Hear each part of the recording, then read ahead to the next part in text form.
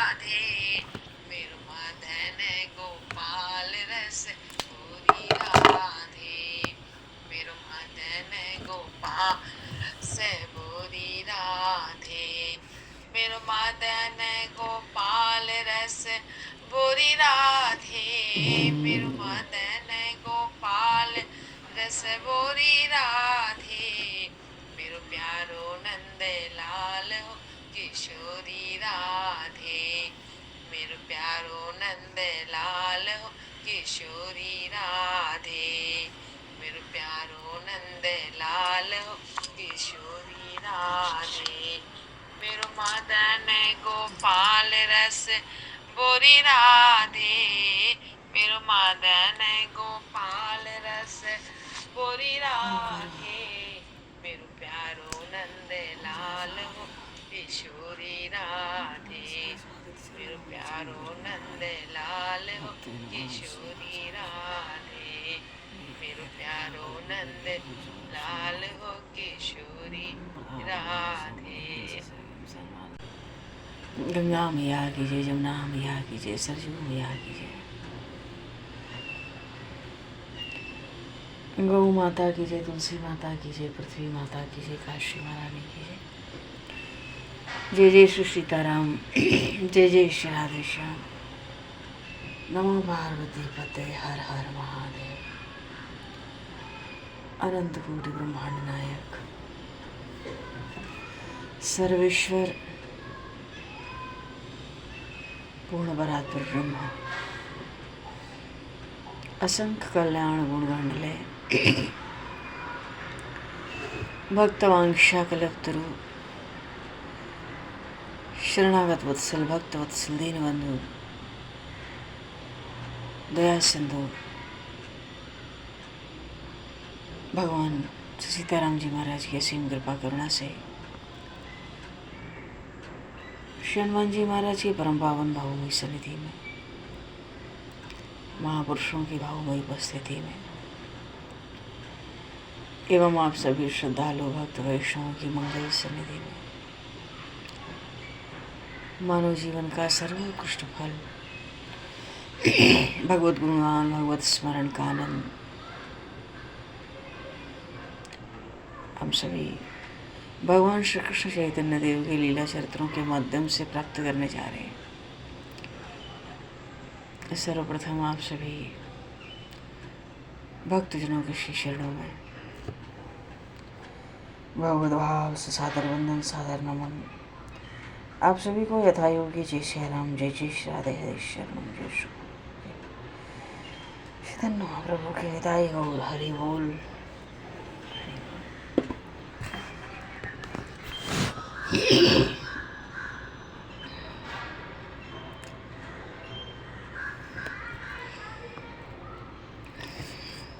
बरापीडम नटवर वपुः कर्णयो कर्णिकारम्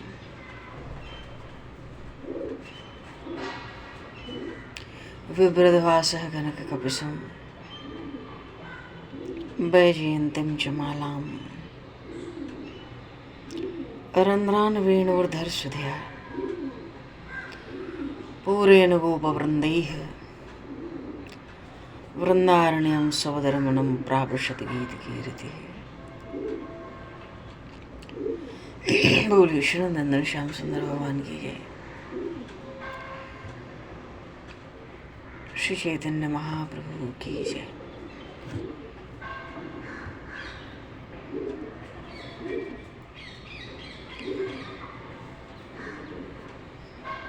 सुंदरकांड में विभीषण जी महाराज राक्षस राज रावण को भगवान राम का परिचय देते हुए कहते हैं, तात राम नहीं नर भूपाला। वो केवल अयोध्या के राजा हैं, कौशलपुरी के राजा हैं, ये मत समझो। तात राम नहीं नर भूपाला और भुवनेश्वर कालहु कर काला। अनंत कोटि ब्रह्मांडों के वो ईश्वर हैं, काल के भी काल है। जा सुत्रास डर कम डर होई। जिस भगवान से तो डर भी डरता है। ब्रह्म अनामय अज भगवंता, वो साक्षात पूर्ण परात्पर सच्चिदानंद घन अनंत आनंद रस सिंधु ब्रह्म है, भगवान है, परमात्मा है। अनामय, प्रकृति से परे हैं, माया से परे हैं, मायापति हैं। अज भगवंता, अजन्मा है, सदा ऐश्वर्य धारण किए रहते हैं तो भगवान है। व्यापक अजित अनादि अनंता, कण कण में व्याप्त हैं, अजित हैं, उनको कोई जीत सके हिरावण ऐसा कोई नहीं है। अनादि है भगवान, कब से हैं, कब तक रहेंगे, अनंत हैं।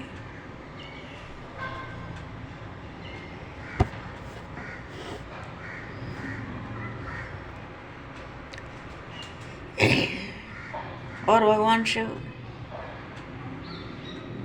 त्र्यंबकम मजामहे सुगंधम पुष्टिवर्धनम उर्वारुकमिव बंधनान मृत्योर्मुक्षीयमामृतान्। महामृत्युंजय मंत्र, मानो भगवान शिव इस संपूर्ण संसार के पालनहार हैं।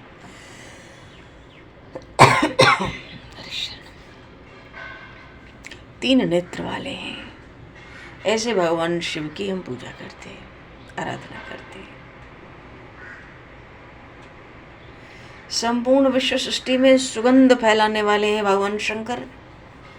वो हमें मृत्यु के बंधनों से मुक्ति प्रदान करें, जिससे मुझे मोक्ष की प्राप्ति हो जाए। हे जगत के पालनहार प्रभु, हे भगवान गौरी शंकर, आज तो गणेश चतुर्थी भी है। बोले श्री गणेश जी महाराज की जय। शंकर सुवन भवानी नंदन, कृपा के सिंधु, बुद्धि के सिंधु, जिनको मोदक बड़े प्रिय हैं, जो आनंद को देने वाले हैं, समस्त मंगल जीव को उनसे प्राप्त हो सकता है।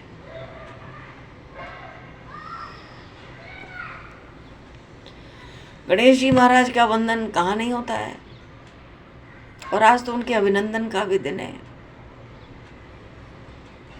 सर्वप्रथम पूजन गणेश जी महाराज का होता है। बोले श्री गणेश जी महाराज की जय। वक्रतुंड महाकाय, सूर्यकोटि समप्रभा, निर्विघ्नं कुरु मे देव, सर्वकार्येषु सर्वदा। वस्तुतः भगवान स्वयं गणेश जी महाराज के रूप में प्रकट हैं, सबके जीवन के समस्त अमंगल विघ्नों को हरण करने के लिए। नमामि विघ्नेश्वर पाद पंकजम। ऐसे श्री गणेश जी महाराज के चरण कमलों में हम सब कोटि कोटि नमन करें, प्रणाम करें, नमस्कार करें, बारंबार उनका वंदन करें।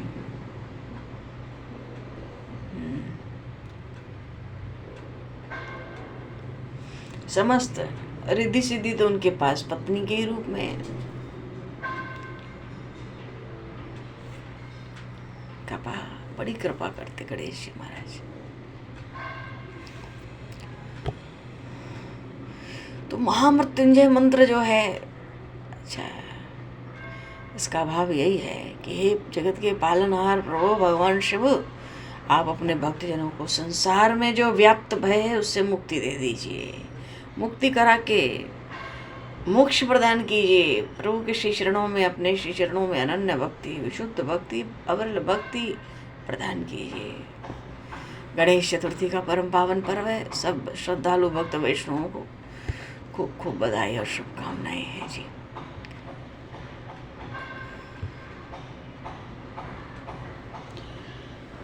श्रीमद् भगवद गीता में भगवान कहते हैं, कौन से भक्त मुझे अतिशय प्रिय हैं?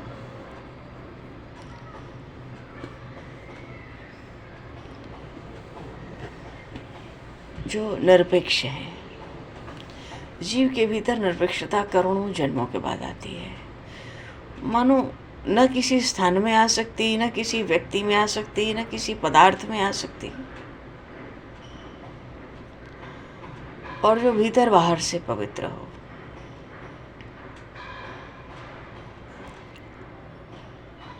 और मनुष्य देह जिस उद्देश्य से प्राप्त हुई उस कार्य को पूर्ण करने में कुशल हो। संसार से निरपेक्ष रहे, बेपरवाह।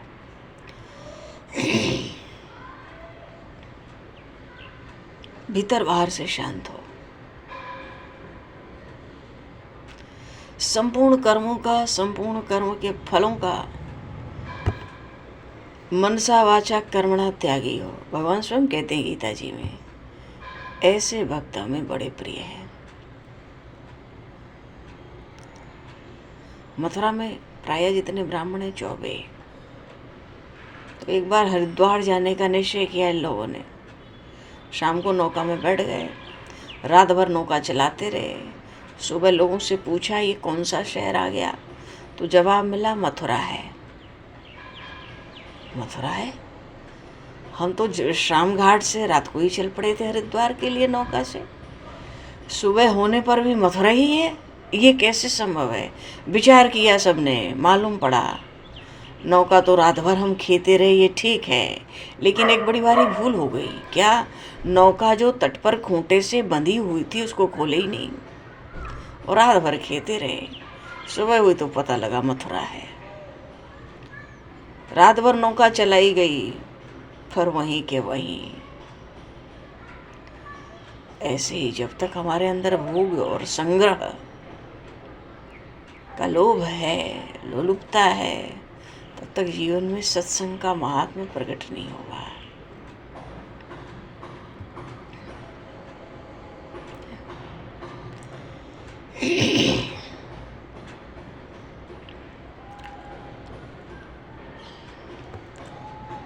एक बार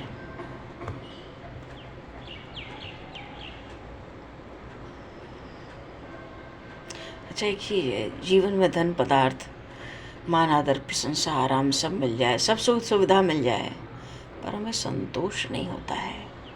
कितना भी मिल जाए तृप्ति आज तक नहीं हुई। बड़े बड़े धनीवानी देखो बाहर से तो सुखी दिखाई देते हैं, बात करो तो मालूम पड़ता है कितना भीतर दुख संताप अशांति है। ऐसे ही शब्द स्पर्श रूप रसगंध मनुष्य को कितना भी मिल जाए,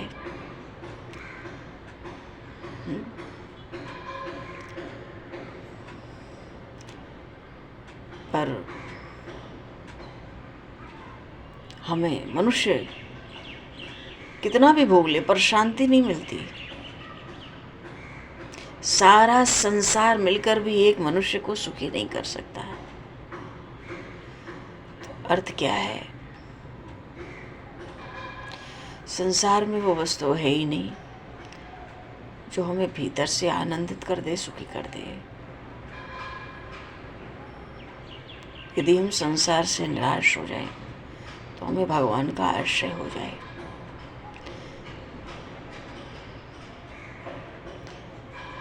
संत महात्माओं ने अपना अनुभव बताया। नाम सुधा रस पीजिए छिन छिन बारंबार।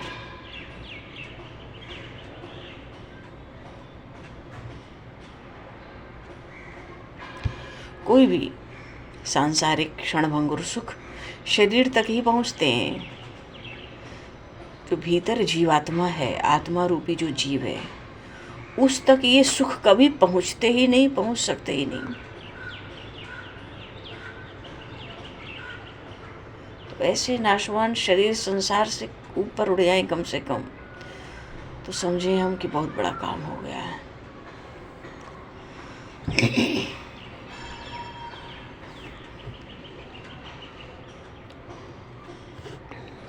महाप्रभु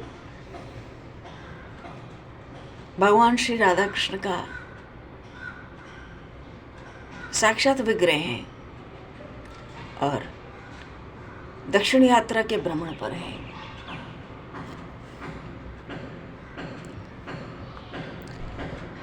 महाप्रभु दक्षिण यात्रा के प्रसंग में होते होते, चलते चलते एक बार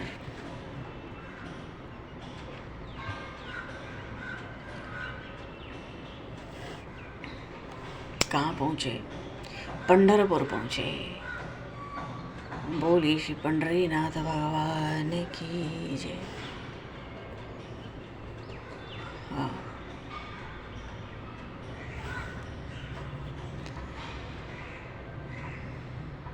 श्री विठ्ठल भगवान की। विठ्ठल भगवान तो महाराज उनकी लीला अपरंपार है। भगवान विठ्ठल के यहाँ जब पहुँचे, बड़ा सुंदर दर्शन भी किया, बड़े आनंदित भी हुए। सबको बड़ा भक्तों के साथ बहुत आनंद हुआ सबको श्री पंढरीनाथ भगवान का दर्शन करके। और वहाँ एक ब्राह्मण था। पूर्व प्रसंग में बात आई, पंढरपुर में एक ब्राह्मण था। उसने महाप्रभु का निमंत्रण किया भिक्षा के लिए। महाप्रभु ने उसके निमंत्रण को स्वीकार कर लिया। बड़ी श्रद्धा भक्ति से उसने महाप्रभु को भिक्षा कराई। बातों ही बातों में उसने कहा, प्रभु यहाँ पर एक बड़े ही योग्य और भगवत भक्त महात्मा ठहरे हुए हैं।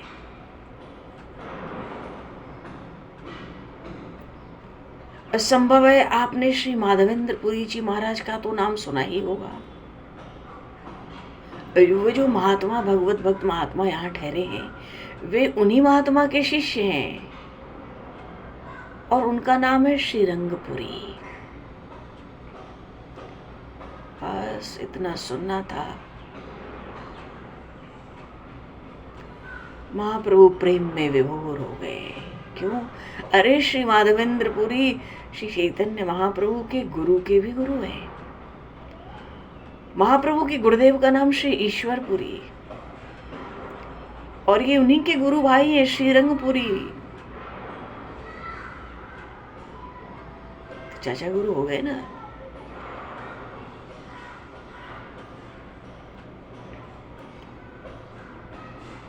और माधवेंद्रपुरी की कथाएं तो महाप्रभु स्वयं सबको, और श्री नित्यानंद प्रभु जी जो हैं वो श्री माधवेंद्रपुरी के वो भी शिष्य हैं, जिनको छोड़े आए पीछे जगन्नाथपुरी में महाप्रभु श्री नित्यानंद प्रभु जी महाराज, वो भी श्री माधवेंद्रपुरी के ही शिष्य। पर महाप्रभु क्या कहते जब सुना कि बड़े भगवत भक्त महात्मा ठहरे, तो कौन है? श्री माधवेंद्रपुरी के शिष्य हैं श्रीरंगपुरी। विभोर प्रेम में गदगद हो गए महाप्रभु और जल्दी से कहते हैं, हे ब्राह्मण, आप मुझे जल्दी से श्रीरंगपुरी महाराज के पास ले चलिए। अब प्रभु की आज्ञा शिरोधार्य करके ब्राह्मण प्रभु को साथ लेकर श्रीरंगपुरी महाराज के पास पहुंचा।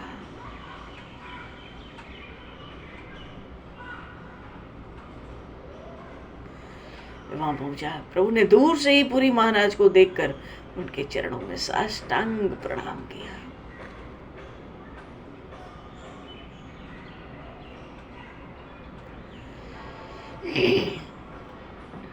पुरी महाराज प्रणाम करते हुए महाप्रभु को उठाकर गले से लगाते हैं। उनकी प्रशंसा करते हुए कहने लगे,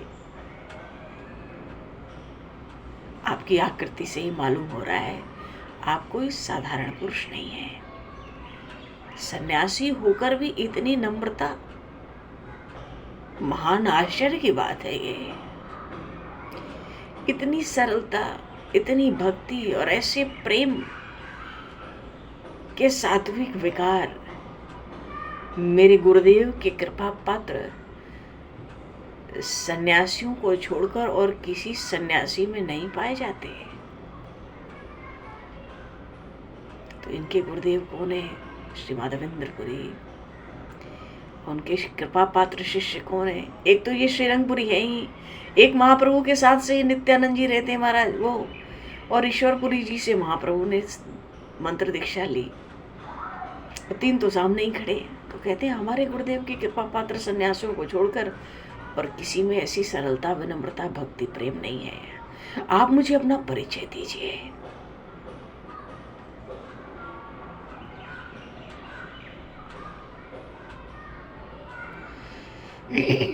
प्रभु तो बड़े बड़े विनीत भाव से कहते हैं। सन्यासियों में भक्ति भाव के जो प्रवर्तक हैं, आद्याचार्य, भगवान माधवेंद्रपुरी के प्रधान शिष्य श्रीमद ईश्वरपुरी जी महाराज मेरे मंत्र दीक्षा गुरु हैं।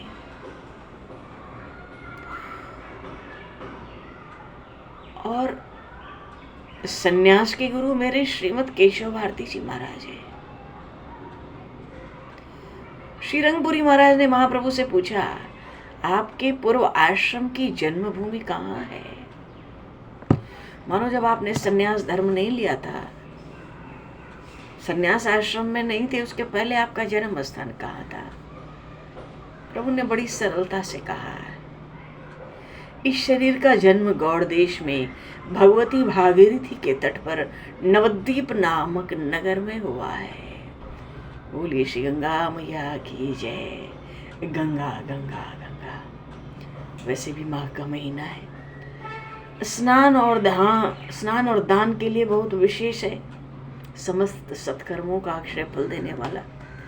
और फिर आज तो ऐसी गणेश चतुर्थी है महाराज, जितना भी सत्कर्म करो, सत्कर्म ही नहीं, पाप पुण्य सब अटल।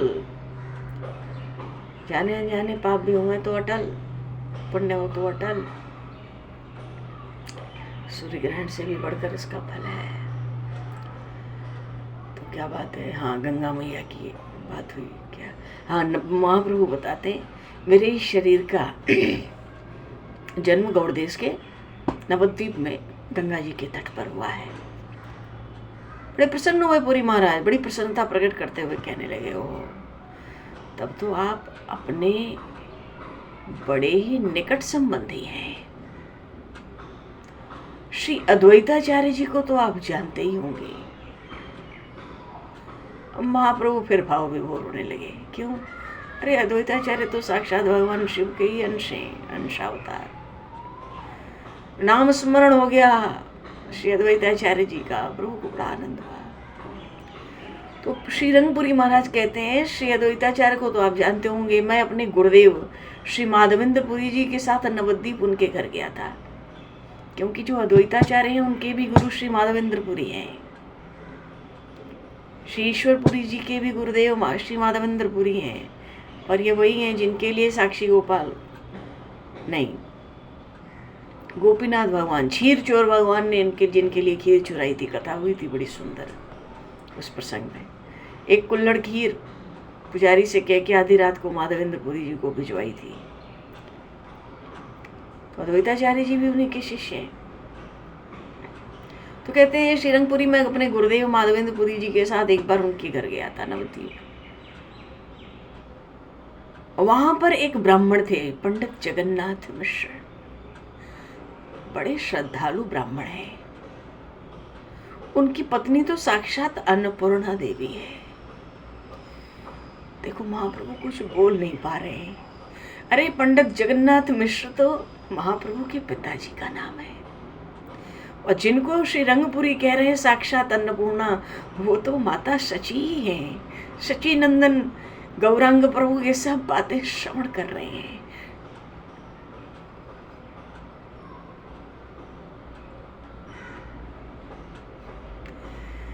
नेत्रों से अश्रुधार नहीं रुकती है, बोल बंद। सुनते जा रहे हैं श्रीरंगपुरी की बात। मानो महाप्रभु से जन्म के, महाप्रभु ने अवतार लिया, उन शरीर धारण किया, उससे पहले की कोई बात है जो श्रीरंगपुरी सुना रहे हैं। पर श्रीरंगपुरी को ये तो नहीं पता पंडित जगन्नाथ मिश्र अब नहीं रहे और ये उन्हीं का छोटा पुत्र है। तो कहते हैं हम तो एक बार अद्वैताचार्य के घर गए थे गुरुदेव के साथ नवद्वीप में। पंडित जगन्नाथ मिश्र बड़े श्रद्धालु ब्राह्मण हैं, उनकी पत्नी बड़ी साक्षात अन्नपूर्णा देवी। मैंने एक दिन उनके घर पर भिक्षा की थी और उस ब्राह्मणी ने मुझे बड़ी श्रद्धा भक्ति से भिक्षा कराई थी। उनका एक सर्वगुण संपन्न पुत्र सन्यासी हो गया था, विश्वरूप, बड़ा होनहार था वो। पर दैव की गति बड़ी विचित्र होती है।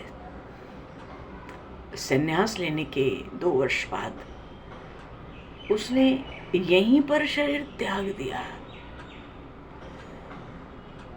उसका सन्यास का नाम शंकराण्य था। मनोवन में चलता फिरता शंकरान्य। और ये जो अंतिम बात सुनी कि उसका सन्यास का नाम शंकरान्य था, 2 वर्ष बाद यहीं पर उसने शरीर त्याग किया। मानो पंढरपुर की बात हो रही है। महाप्रभु ने कुछ आश्चर्य प्रकट करते हुए देखा श्रीरंगपुरी की ओर। महाप्रभु के कोमल विशाल नेत्र, उन नेत्रों से जल बरस रहा था। कंठ रुद्ध हो गया। महाप्रभु ने कहा, भगवान, वे महाभाग शंकरान्य स्वामी मेरे पूर्व आश्रम के अग्रज थे। मनो कह दिया मैं उन्हीं का छोटा भाई हूं। अरे अब इस बात को सुनते ही श्रीरंगपुरी को तो पंडित जगन्नाथ मिश्र याद आ गए, वो सच्ची माता याद आ गई, विश्वरूप तो याद आ ही रहते। सोचिए इनका छोटा भाई है। झट महाप्रभु को बड़े हृदय से लगा लिया, बड़ा प्रगाढ़ आलिंगन किया। कहने लगे, क्या आप सबके सब सन्यासी ही हो गए या घर पर और भी कोई भाई है? प्रभु ने नीचे को सिर करके धीरे से कहा, घर पर तो वे श्रीहरि हैं, बस वो ही हैं जिनका आपने पहले नाम लिया। क्योंकि मेरे पूर्व आश्रम के पिता तो परलोकवासी हो गए, हम 2 भाई थे, सो दोनों ही आपके चरणों की शरण आ गए। अब घर पर वृद्धा माता ही है। श्रीरंगपुरी ने कहा, भाई आपका ही कुल धन्य है, आपके ही माता पिता का पुत्र उत्पन्न करना सार्थक हुआ। मानो बहुत सी बातें वहां होने लगी उन दोनों में, और भी परमार्थ संबंधित भी बहुत सी बातें होती रही। 2-3 दिन तक दोनों साथ ही साथ रहे। अंत में श्रीरंगपुरी महाराज द्वारिका के लिए चल पड़े और महाप्रभु श्री विठलनाथ भगवान के दर्शन करके आगे बढ़े। बोले श्री विठल भगवान की जय।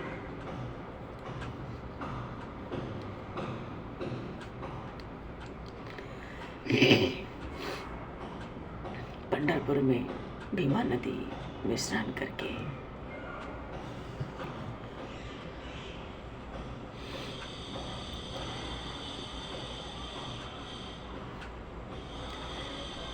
पंढरपुर में पंढरीनाथ के दर्शन बहुत दुर्लभ कहे गए, पर भक्तों के लिए वही भगवान बड़े सुलभ होकर प्रकट हुए। भक्तों ने अपने प्रेम भक्ति से भगवान को वश में किया।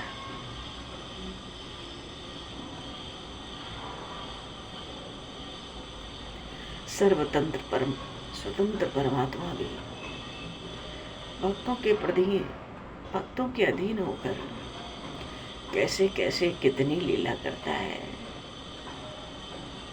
इसका प्रत्यक्ष प्रमाण श्री पंढरीनाथ भगवान और उस स्थान में महाप्रभु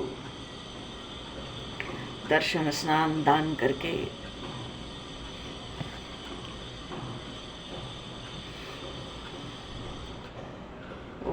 कृष्णवेणा नदी के किनारे किनारे आए। वहां ब्राह्मणों के पास से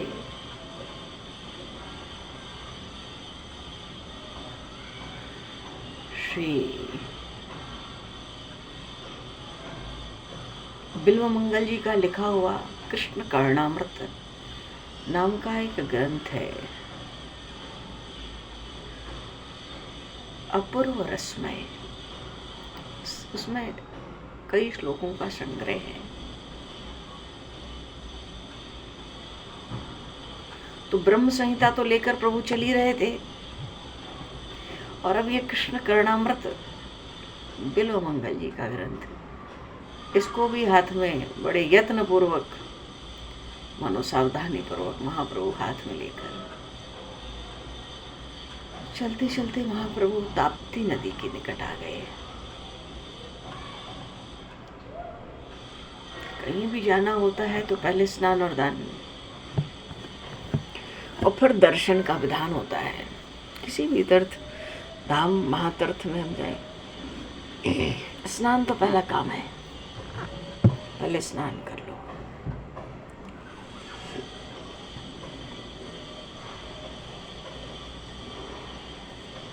ताप्ती नदी के तट पर आए। ये जो बिल्वमंगल जी का श्री बिल्वमंगल कृत कृष्ण करणामृत, इस ये बहुत, इसमें श्लोक बहुत सुंदर सुंदर है। ये सब बाल कृष्ण की लीलाओं के श्लोक हैं। तो महाप्रभु यहाँ कुछ अपने लीला क्रम में बस ये मालूम पड़ता है, कृष्ण करणामृत ग्रंथ लेकर आगे बढ़े। ब्रह्म संहिता पहले ही हाथ में थी, ताप्ती नदी के तट पर आए। आगे हम लोग कृष्ण करणामृत ग्रंथ से कुछ श्लोक स्मरण करेंगे, भगवान की कभी बाल लीलाएं हमें तो बड़ी पुण्य सलीला, पुण्य तो यह है ताप्ती नदी गुजरात में। वहां स्नान करके महिष्मतीपुर पहुंच गए। अब नर्मदा जी के किनारे किनारे, ये नर्मदा जी भगवान शिव की कन्या रूप में है। वहां तो एक एक कण श्री नर्मदा जी का, एक एक कण भगवान शिव का स्वरूप है। और जैसे गंडकी नदी में शालिग्राम भगवान अपने आप प्रकट होते हैं। कहते हैं सृष्टि में जितने वैष्णव होंगे उतने शालिग्राम अपने आप प्रकट होते रहते हैं। जब तक वैष्णव होते रहेंगे तब तक शालिग्राम प्रकट होते रहेंगे, क्योंकि वैष्णवों के लिए शालिग्राम सेवा कही गई है। और जो गिरिराज जी में बहुत विशेष श्रद्धा भक्ति रखते हैं, वो शालिग्राम भगवान की जगह गिरिराज जी का शिव विग्रह पधराने का अर्थ है जब जहाँ रहते हैं वो शिव विग्रह शालिग्राम या गिरिराज जी लेके रहते हैं, उसी में सेवा पूजा कर लेते हैं अपनी। तो महिष्मतीपुर होते हुए नर्मदा जी के किनारे आए, स्नान किया, आनंद किया। सबसे जितने ब्रह्मचारी विशेष हैं वो सब नर्मदा जी के जल का पान करके ब्रह्मचर्य पुष्ट करते। नर्मदा जी की बहुत महिमा है। हाँ, और उल्टी दिशा की ओर चलती हैं उधर से बिल्कुल।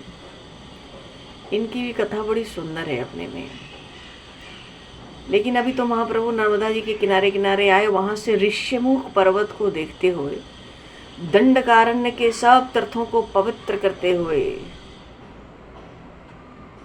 सप्तताल तीर्थ का उद्धार किया महाप्रभु ने। वही ऋष्यमुख पर्वत है जहाँ सुग्रीव जी महाराज रहते थे, जहाँ बाली को आने में वानरराज बाली को श्राप था महर्षि मतंग का।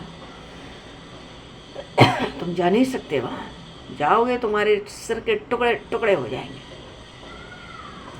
भगवान श्री राम और उनके सखा सुग्रीव की भेंट यहीं ऋष्यमुख पर्वत पर श्री हनुमान जी महाराज की कृपा से हुई।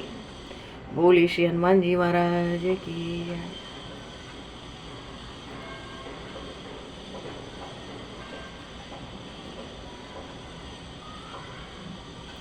तो चलो महाप्रभु तो फिर दंडकारण्य आ गए। दंडकारण्य भी गजब का अरण्य, अरण्य माने जंगल था। एक हरा पत्ता नहीं था, एक पक्षी नहीं रहता था वहाँ। पर जब से श्री रघुनाथ जी वहाँ विराजे, क्यों जटायु जी तो वहीं थे। और वो कौन था? एक दो थे, ब्राध वहीं रहता था, माता शबरी के आश्रम से पहले और जटायु जी के स्थान के आगे विराध रहता था, राक्षस। रावण तो उससे भी घबराता था, ऐसा था वो विराध। और दंडक वन महर्षि गौतम का पहले श्राप था। ऋषियों ने, महर्षियों ने छलपूर्वक महर्षि गौतम पे गौ हत्या का आरोप मढ़ दिया। और मालूम तो था उनका अपराध नहीं था, पर जब उन्होंने सिद्ध कर दिया तो उसी दंडकारण्य में बहुत ऋषि महर्षि रहते थे, मुनि। तो महर्षि गौतम ने भी श्राप दे दिया उलट के, जाओ मतलब मानो किसी के रहने लायक ये वन बचेगा ही नहीं। वो था दंडक वन, दंडकारण्य। भगवान बहुत समय वहाँ निवास किए। वही मारीच था, आया था का मतलब आया था। मारीच तो बम्बई में रहता था, एकदम समंदर तट पे। ये तो मारीच की जगह है। और सब माया से खेलने वाले यहाँ के अधिदेवता श्री गणेश जी महाराज। आज गणेश चतुर्थी है ना, बोलिए श्री गणेश जी महाराज की जय। अधिदेवता है मुंबई के गणेश जी महाराज। तो दंडकारण्य होते हुए सब तीर्थों को पवित्र करते हुए श्री चैतन्य महाप्रभु सप्त ताल तीर्थों का उद्धार करते हैं। फिर नीलगिरी प्रदेश में प्रवेश करते हैं, वहाँ भी भ्रमण करते हैं, असंख्य लोगों को श्री कृष्ण प्रेम में उन्मत्त बना देते हैं।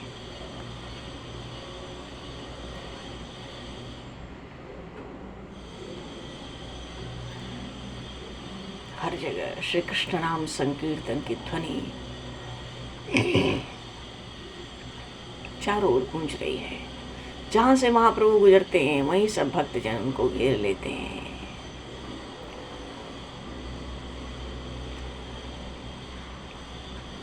राम राघव राम राघव राम राघव रक्षमान, राम राघव राम राघव राम राघव रक्षमान। कृष्ण केशव कृष्ण केशव कृष्ण केशव पाहि, कृष्ण केशव कृष्ण केशव कृष्ण केशव पाहि। राम राघव राम राघव राम राघव रक्षमान, राम राघव राम राघव राम राघव रक्षमान।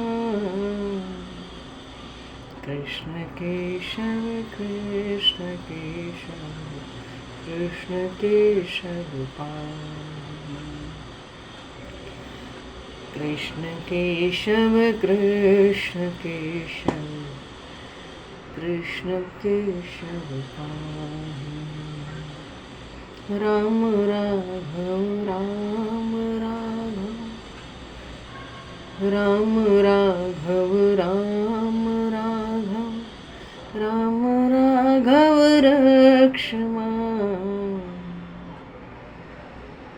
कृष्ण केशव कृष्ण केशव कृष्ण केशव पाहि, कृष्ण केशव कृष्ण केशव कृष्ण केशव पाहि। राम राघव राम राम राघव रक्षमान, राम राघव राम राघव रक्षमान। बोलिए श्याम रामचंद्र भगवान की जय, श्री राधे कृष्णचंद्र भगवान की जय, श्री चैतन्य महाप्रभु की जय, श्री गौरी शंकर भगवान की जय, श्री हनुमान जी महाराज की जय। निताई गौर हरि बोल।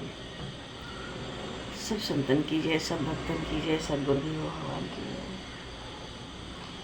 अब समय को शुद्ध करते हुए अब आज यहीं पर वाणी को विराम और वाक्य पुष्पांजलि प्रभु के श्री चरणों में सादर समर्पित। आप सभी को भी यथा योग्य जय सिया राम, जय जय श्री राधे हरीश्वर निताई गौर हरि बोल जय प्रभु।